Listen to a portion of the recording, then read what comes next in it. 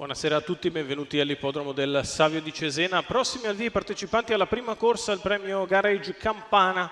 Sono in 7 cali di 4 anni con il Psyche Gentleman al via, 1 Framboise, 2 Franchina Baldo, 3 Fiona Sco, 4 Fireblade, 5 Fitzgerald F, 6 For Love You, 7 Fulmine SM.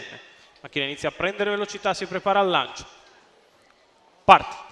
Veloce Fiona Sco con al largo Fireblade che attacca, poi Fitzgerald F che cerca di mettersi subito alla corda avanti a Framboise, al largo For Love You che precede Franchina Baldo, alla retroguardia Fulmine SM. Non c'è posto in corda per Fireblade che così rimane di fuori dopo 200 metri passati in 15:1. Al comando Fiona Sco nei confronti di Fireblade che prova a riprendere in mano, alla corda c'è Fitzgerald F che alla fine riprende in mano, lascia il posto a Fireblade, 400 iniziali in 36.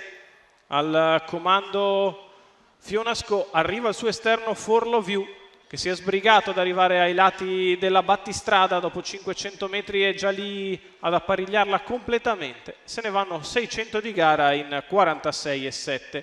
Fiona Sco al comando, al suo esterno For Love You, alla corda rimane Fireblade che precede Fitzgerald F, seconda pariglia per Framboise che è avanti a Fulmine SM, chiude in coda Franchina Baldo.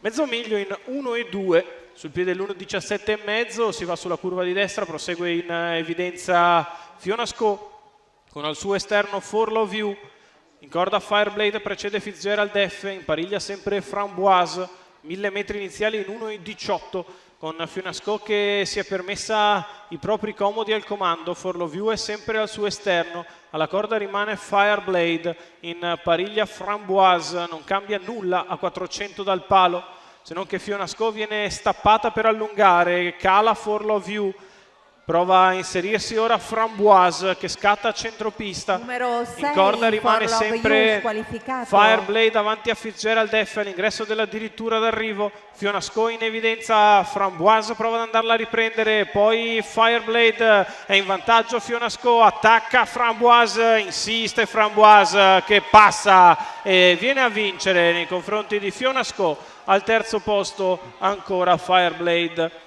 1:16,1 ragguaglio cronometrico per la vittoria allo speed dalla seconda pariglia di Vittorio Bosia in Psyche Framboise. Andrea Guzzinati al training, i colori della nuova Mirabello.